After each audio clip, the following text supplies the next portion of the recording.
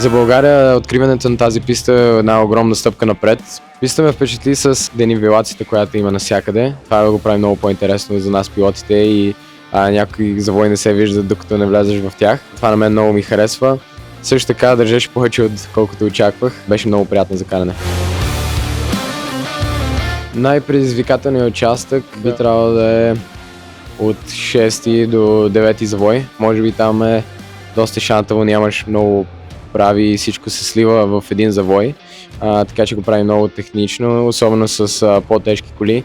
Трябва малко да разделяш фазите на завоя, което го направи интересно за мен. Създаването на тази писта е голяма подкрепа за следващите български пилоти и таланти, които израстват. До сега не сме имали писти на такова ниво в България. Вярвам, че пътя ми със сигурност ще бъде доста различен, ако тази писта съществуваше, когато аз почнах, понеже със сигурност ще да прекарам много повече време в България, много повече време тук с евентуална Формула 4 кола, която да се подготвям и може би да имам по-добра подготовка за самия сезон, който направих.